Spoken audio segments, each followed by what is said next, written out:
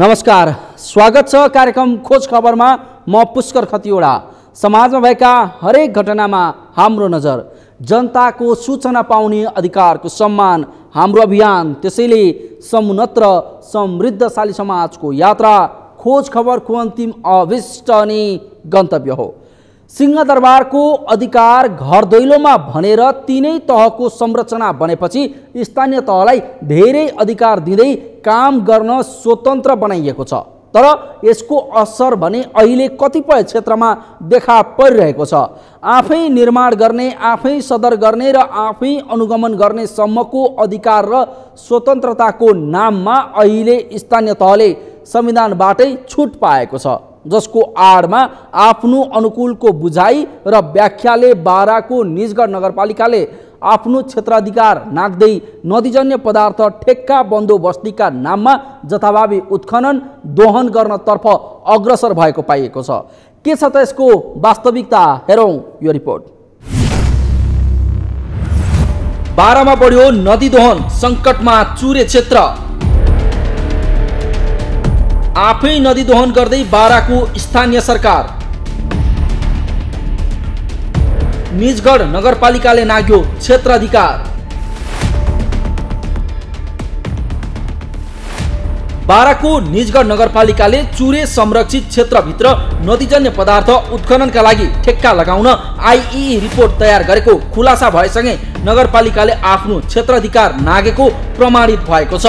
नगरपालिकाले नदीजन्य पदार्थ ठेक्का बन्दोबस्तीका नाममा जथाभावी उत्खनन दोहन गर्नतर्फ अग्रसर भएको रिपोर्टको खुलासा भइरहँदा वन क्षेत्रभित्र बिना सहमति नदीजन्य पदार्थ उत्खनन सङ्कलन गरे कारबाही गर्ने डिभिजन वन कार्यालय बाराद्वारा सूचना जारी गरिएको छ।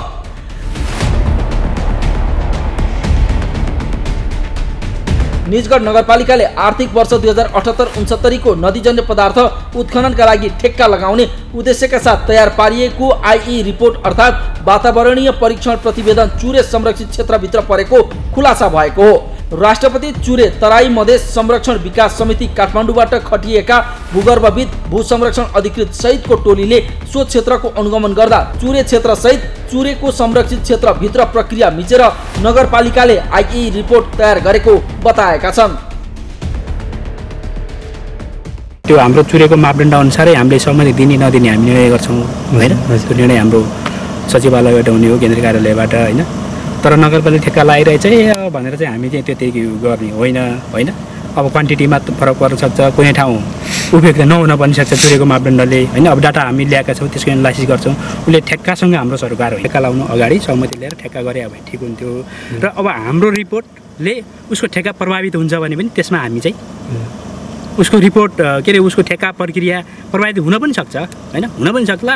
अथवा आइए अनुसारै यो मापदण्ड अनुसारै गरेर रहेछ भने नहुन पनि सक्ला।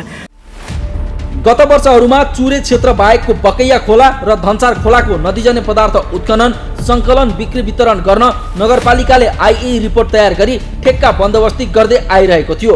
तर यस वर्ष धनचार खोलाको माथिल्लो 2 स्थानमा समेत चुरे संरक्षित क्षेत्रभित्र र चुरे क्षेत्रमा पर्ने बगर खोला, भक्तलाल खोला, शक्ति खोलाको नदीजन्य पदार्थ ठेक्का बन्दोबस्तीका साथ बिक्री गर्ने उद्देश्य लिई आइई रिपोर्ट तयार गर्दै सूचना समेत प्रकाशित गरेसँगै डिभिजन वन कार्यालयले वन क्षेत्र र चुरे क्षेत्रभित्र पर्ने भन्दै विरोध गरेको थियो। यहाँ रहेका नदी, खोला, नाला, वन क्षेत्रको उद्योग, पर्यटन, वन तथा वातावरण मन्त्रालय प्रदेश नम्बर 2 अन्तर्गत रहेकाले प्रदेशको समेत सहमति लिनुपर्ने कानुनी व्यवस्था छ। तर निजगढ नगरपालिकाले कुनै जानकारी नै नलिई सहमतिका प्रक्रिया ऐन कानुनलाई मिच्दै ठेक्का बन्दोबस्तीका लागि आइई रिपोर्ट तयार गरी सूचना प्रकाशित गरेको थियो। जिल्ला समन्वयलाई समन्वय गरेर चाहिँ मतलब उहाँले चाहिँ तत्कालै अनुगमन सहितको बैठक राख्नुभयो। सभापतिले बैठक राखी त्यहाँ छलफल भइसकेपछि चुरे क्षेत्रभित्र परेका केही भूभागहरूलाई चाहिँ चुरेलाई सिफारिस गर्ने भन्ने निर्णय भएपछि र आज मतलब चाहिँ चुरे संरक्षण विकास समितिका प्रतिनिधि र चाहिँ मतलब जिल्ला वनका प्रतिनिधि, सिडिओ साहब, एसपीहरू, सुरक्षा अङ्गहरू सबै मतलब तह र तबकाका मतलब हाम्रो जनप्रतिनिधिहरूको चाहिँ अवलोकनबाट जति पनि क्षेत्रहरूमा हामी घुम्यौँ, वास्तवमा यथार्थमा त्यहाँ निकाल्नुपर्ने, उत्खनन गर्नुपर्ने चाहिँ देखियो। जुन पानीको के अरे खोलाको बेड हाइट भएको र चुरेकै केही भूभागमा भए पनि चुरेले चाहिँ मतलब चुरे संरक्षण विकास समितिबाट सिफारिस हुनेमा हामीले विश्वास लिएका छौँ। हो अब तपाईँले भने जस्तो वनसँग चाहिँ समन्वय नभएको, चुरेसँग समन्वय नभएको भन्ने कुराहरू आएको छ। वनसँग हामीले जुन बेला आई रिपोर्टहरू तयार गरिन्थ्यो त्यही बेलामा यहाँ निजगढ नगरपालिकाले मैले प्रमुख प्रशासकीय अधिकारीज्यूलाई तुरुन्तै मेल वनलाई पनि गर्नुहोस् र सम्बन्धित निकायहरू सबैलाई गरिदिनुहोस् भनेको थियो उहाँलाई। गत वर्ष नगरपालिकाले बकैया खोला धनसार खोलाबाट 1,85,00,000 घनफिट भन्दा बढी नदीजन्य पदार्थ उत्खनन गर्न भ्याट बाहेक 16 करोडमा ठेक्का लगाएको थियो। यस वर्ष ती दुई नदी खोलासहित थप 3वटा खोला बगर, भक्तलाल खोला, शक्ति खोला गरी कुल 1,61,01,969 घनफिट नदीजन्य पदार्थ उत्खनन, सङ्कलन, बिक्री वितरण गर्न निजगढ नगरपालिकाले भ्याट बाहेक 12,88,15,752 रुपैयाँ न्यूनतम रकम तोकी सूचना प्रकाशित गरिसकेको छ। नदीजन्य पदार्थ उत्खनन सङ्कलन गर्न अघिल्लो वर्षभन्दा यस वर्ष कम परिमाण देखाउँदै चुरे क्षेत्र र चुरे संरक्षित क्षेत्रमा उत्खनन गर्न यस वर्ष निजगढ नगरपालिका अग्रसर भएको हो। नदीजन्य पदार्थ विकास निर्माणसँगै त्यस क्षेत्रका उत्तरी भेगका स्थानीय तहको राजस्व सङ्कलनको मुख्य आधार भएकाले चुरे क्षेत्र, वन क्षेत्र, बस्तीलाई समेत ध्यानमा राख्दै नियम सङ्गत रूपमा उत्खनन गर्न सकिने बाराका प्रमुख जिल्ला अधिकारीको भनाइ छ।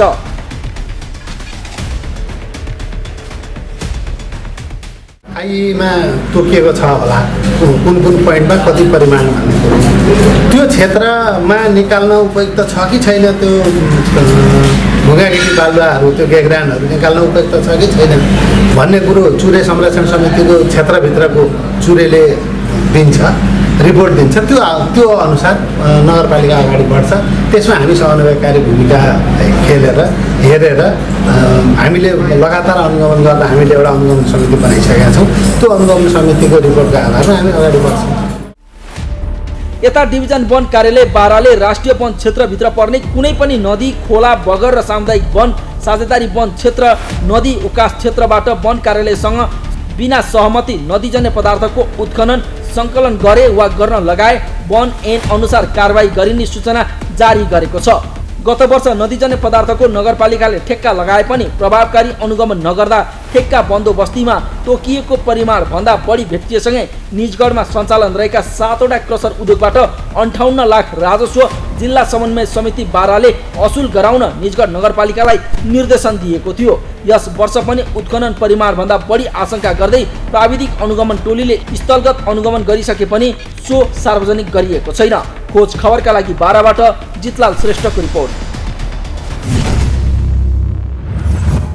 हो निजगढ नगरपालिकाले नदीजन्य पदार्थ उत्खनन गर्न वातावरणीय परीक्षण प्रतिवेदन गैरकानुनी रूपमा तयार पारेको खुलासा भएको छ।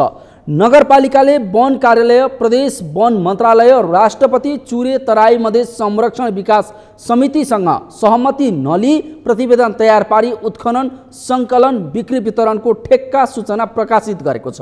यो सँगै बारामा जथाभावी नदीजन्य पदार्थ उत्खनन तथा दोहनको घटना बढेको पुष्टि हुन्छ। त्यसैले आफ्नो क्षेत्रको सम्पदा संरक्षणमा स्थानीय तह भक्षक नभई रक्षक बन्न आवश्यक छ। कार्यक्रममा एकैछिन ब्रेकपछि नेपालको बिरानु गाउँ हौसलपुरको पीडा सम्बन्धी प्रसङ्ग लिएर उपस्थित हुनेछौँ। हेर्दै गर्नुहोला।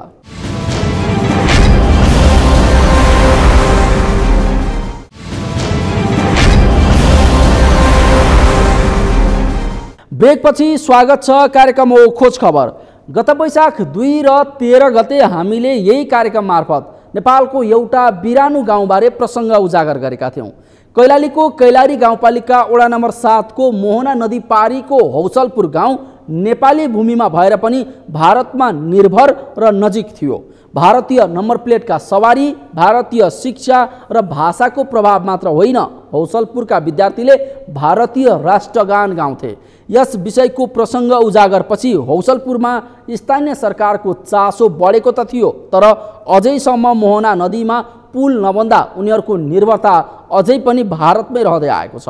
के छ त्यसको वास्तविकता हेरौँ यो रिपोर्ट।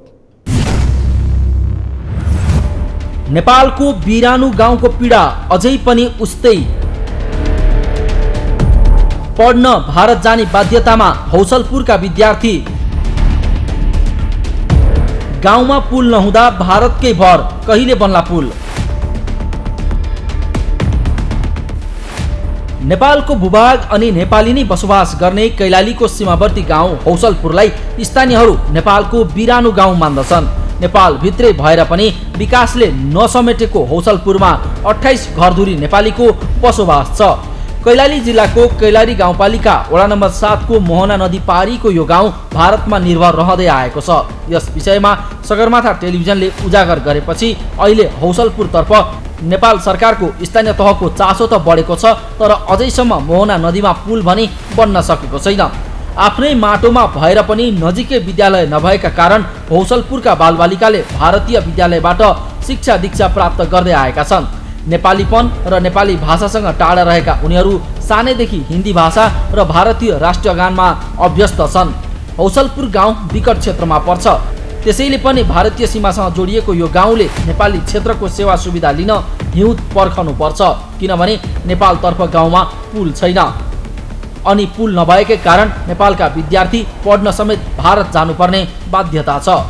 28 घरधुरीको बसोबास रहेको हौसलपुर गाउँमा स्थानीय जनप्रतिनिधि आएसँगै ग्रामीण गतिविधि बढेको छ, तर यो क्षेत्रलाई जोड्ने पुलको अभावले स्थानीयवासीले सरकारी सेवा सुविधा लिन हिउँद पर्खनु परेको छ। बजारका लागि भारत जानुपर्छ। बालबालिका पनि भारतीय विद्यालयमै अध्ययन गर्दै आएका छन्। पुल छैन, न काठमाडौँ लागे छैन, न पुल छ, सबै काटिहाले। अब के गर्ने हो, यहाँ पनि काटे, यहाँबाट फेरि सुरु गरिहाले। पारी पनि लगाउने थिए, यहाँ पनि लगाउने थिए। गठबन्धन नभएको पनि धेरै दुःख पर्छ। कहिले कहिले बारी पनि धेरै आउँछ खोलामा। अब के गर्ने। गाउँ जोड्ने पुल नबन्दा नेपालीले भारतीय बजारको भर पर्नु परेको छ। भारतको दुधुवा नेसनल पार्कसँग जोडिएको यो गाउँले नेपाली भूमिको रक्षा गरेको छ। विगत वर्षौंदेखि यहाँ बसोबास गर्दै आएका नेपालीहरूलाई आफू नेपाली भएको भन्ने समेत केही वर्ष अघिसम्म थाहा थिएन। केही वर्ष अघि स्थानीय प्रशासनको निरीक्षण पश्चात उनीहरूले नागरिकता पाएका थिए। नेपाली नागरिकता पाएका उनीहरू सरकारी काम बाहेक अन्य कामका लागि भारतमै निर्भर छन्। स्कूल फिर नहीं हो गांव में, लड़का बच्चा सब इंडिया में पढ़े जीते हैं और ग्राइबिल फे मांग कर ले रही हमरे, ग्राइबिल फे नहीं मिलन हो भुइयाँ फाँटा से नदी तक। पछिल्लो समय गाउँलाई आफ्नै देशसँग जोड्ने ठूलो प्रयास गरिरहेको स्थानीय जनप्रतिनिधि बताउँछन्। नेपाली भाषा सिकाउने कामदेखि गाउँमा योजना सञ्चालनसम्म स्थानीय तहले गरिरहेको जनाइएको छ। अब छिट्टै गाउँमै आधारभूत विद्यालय सञ्चालन गर्ने योजनामा स्थानीय तह रहेको छ। मोहना वारिपारी गर्न पुरै तपाईको हौसलपुरले नेपाली भूमिलाई संरक्षण गरेछ। सबभन्दा पहिलो महत्त्वपूर्ण एउटा चुच्चो ठाउँ त्रिभुज आकारको भूमिलाई उहाँले 28 घरधुरीले संरक्षण गरेका छन् र खास गरी उहाँको जम्मै खेती पर पानी हुँदो रहेछ। नेपालमै छ उहाँको खेती प्रक्रिया।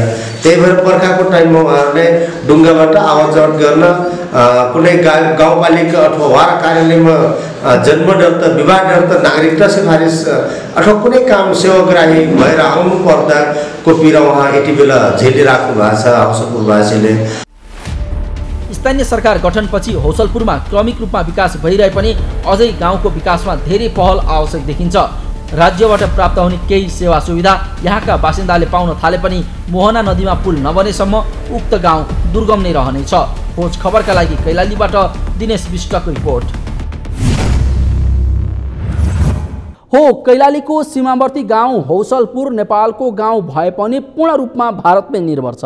नेपालको विकासे कामले नछोएको हौसलपुरमा भारतीय नम्बर प्लेटका सवारी, कारोबार, शिक्षा दीक्षा मात्र होइन, नेपाली नागरिकता बोकेर पनि उनीहरू भारतलाई बढी माया गर्थे। हामीले विषय उजागर गरेपछि स्थानीय सरकारको चासो हौसलपुरमा पुगेको थियो। स्थानीयलाई नेपाली भाषा सिकाउन पनि थालिएको थियो, तर भारतीय सीमासँग जोडिएको विकट क्षेत्रको हौसलपुरमा अझै पनि नेपाली क्षेत्रको सेवा सुविधा लिन हिउँद पर्खनुपर्छ। गाउँ जोड्ने पुल नबन्दा नेपालीले भारतीय बजारको भर पर्नुपर्ने बाध्यता छ। हवस् त आजलाई कार्यक्रम खोज खबर यति नै। कार्यक्रम खोज खबरका विषयमा कुनै प्रतिक्रिया छन् भने हामीलाई खोजखबर@सगरमाथा.tv मा इमेल गर्न सक्नुहुन्छ अथवा फोन नम्बर 0157076074 मा फोन पनि गर्न सक्नुहुन्छ। लुकेका र लुकाएका खबर निरन्तर जारी छ। नेपालको पहिलो न्युज च्यानल सगरमाथा टेलिभिजन हेर्दै गर्नुहोला। नमस्कार।